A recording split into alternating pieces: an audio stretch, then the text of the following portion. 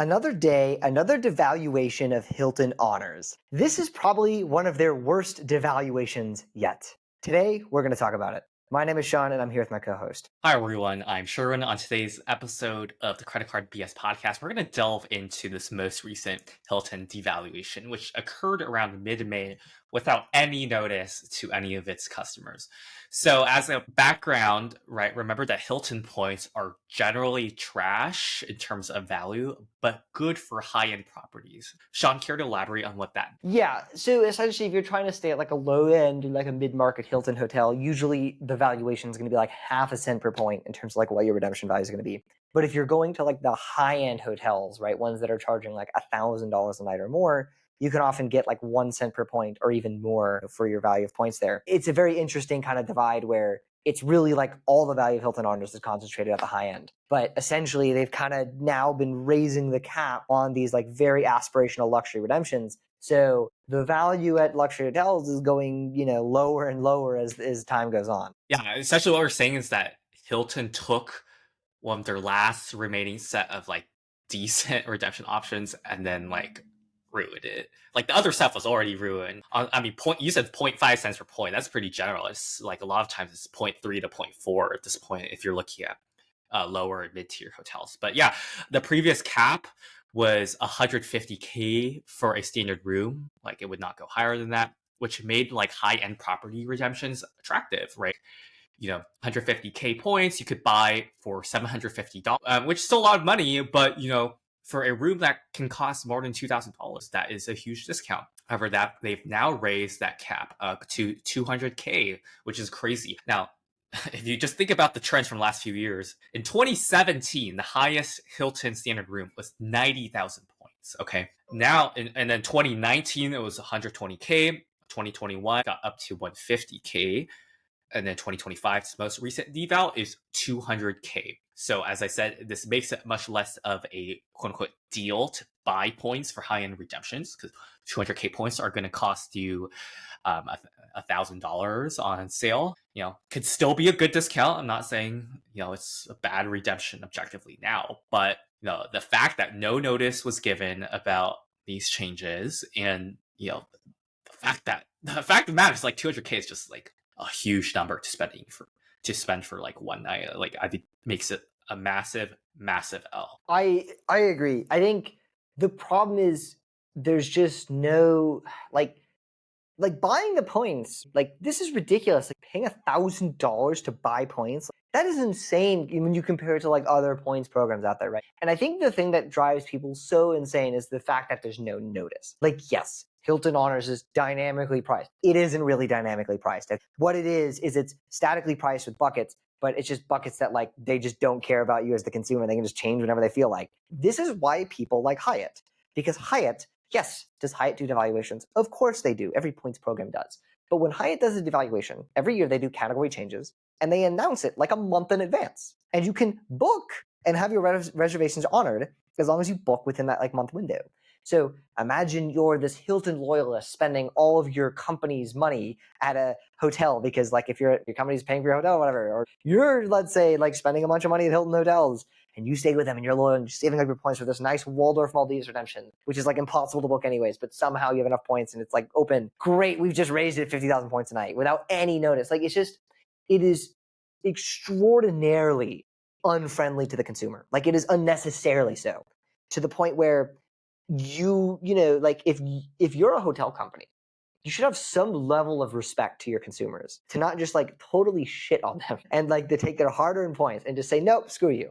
Like it's just not like, I don't know, like it just doesn't seem ethical to me. Like I understand like do whatever they want. Like I'm just saying, like, come on, like some common sense here is that if you're going to raise your points prices this much, maybe you don't even have to say what it's going to be raised to. Just give like a I don't know, a couple week notice. Yeah. I mean, some examples of these devals on the high end are like, for example, Waldorf Maldives going from 1K to 200K, and then Waldorf Astoria Los Cabos, one of my favorite properties. In fact, no, they used to be like 120K, I think, and then they went to 140K earlier this year. Now they're at 90K again without any notice. We also see some more like dynamic changes. So, for example, the Oceana Santa Monica LXR used to be 95K, which is already overpriced in my opinion. But now they have a band between 100K and 110K, depending on which dates. Not a huge band, but still a band, and an increase in cost. So this does beg the question, does that make the free night certificates more valuable in a sense? Because remember, Hilton free nights allow you to book any standard room as long as it's available, regardless of how many points it costs, unlike the other programs. So they've consistently been the most valuable free night certificate out there. And they're fairly easy to obtain from the Hilton credit cards, like the Aspire Anniversary or, yeah. What do you think? Yeah, I mean, this is the funny thing. Is like I'll come on here and I'll say everything like, "Oh my God, Hilton is like totally screwing everyone," right? Like, "Oh, their points suck. Don't use the points." And then at the same time, like, "Oh my God, the Aspire card is my favorite card ever. Like, I have 10 of them, and I do have 10 of them." Like, but it's true, right? Like the Aspire card, not even just because their points are so bad, right? Like, sure, yes, like that's part of it, but the card is just objectively so good to have the free night certificate that you can use at any, essentially any Hilton in the world. And I still love the card, like absolutely love the card. Now, if they make a single change to the rules of those free night certificates, I'm going to have a very different opinion very quickly. But as of now, I still absolutely love the card.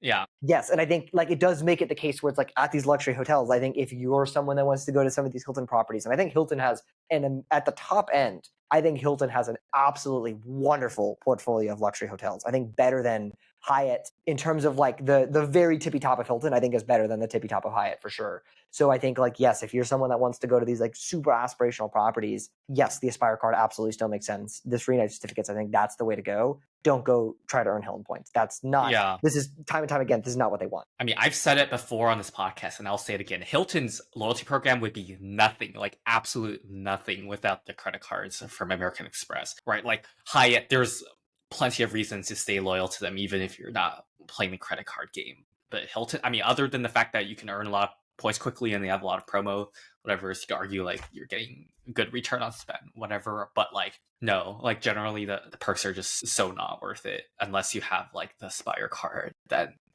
it's fun. So what's the bottom line? I think another thing to talk about is like just like burning your Hilton points, right? Like I have a huge stash of Hilton points that have just been like sitting there for years because I have like a bad habit of like trying to hold on to them for like the quote unquote right redemption.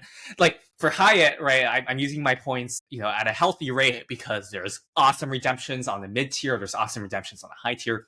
Whereas Hilton, I'm always feeling like, oh, I need to save it for the aspirational trip where I'm actually getting good cents per point, and like the crappy mid-tier redemptions. Oh, I want to save up for a trip where I have fifth night free and I can maximize my Hilton points there. And I save them, and then like every so often they devalue and it gets worse from here. And I feel like this is the year I'm gonna put my foot down and say, you know what? I really need to burn these points. Like screw trying to find the best Hilton redemption. Liquidate, get rid of that. Yeah, I agree. I think I have a similar habit where for me it's like been specifically as like my like one of the most like top hotels I want to stay at is the Waldorf Maldives. That, like, for those of you that don't know, it is a ridiculously nice hotel. Like the base room is 3,000 square feet. You have your own private pool and you're like half over water. Okay. It is the crown jewel of the Hilton portfolio. I've wanted to stay there for years. The problem I have is that, look, when I go to the Maldives, I'm staying there for like minimum 5 nights, right? Like I'm not going to pay like $900 for your stupid yacht transfer if I'm going to like leave in 3 days. But the problem is, right, it's like really hard to book. But at the same time, it's like, okay, great. The best way to book it is with the free night certificates. But the way, the Hilton free night certificates work is they work based on like the card renewal. It's not like a calendar year thing. Like I very rarely have like all my certificates like lined up in a line. And so like I wanted to use points there. So that's what I'm kind of like, holding my points off for. But now it's just like, there's no way it's going to happen, right? I'm not paying 200,000 points a night for this hotel. Like I'm just going to figure something else out. And maybe, use, I agree, like use the points somewhere else. I think there are still some good luxury Hilton properties, but it's just like very cherry picked now. Well, yeah, it's very cherry. I won't even say the properties. I'm not it's going to keep them in my back pocket. No, for sure. Like you can still find some really good value. I mean, I did a good redemption recently.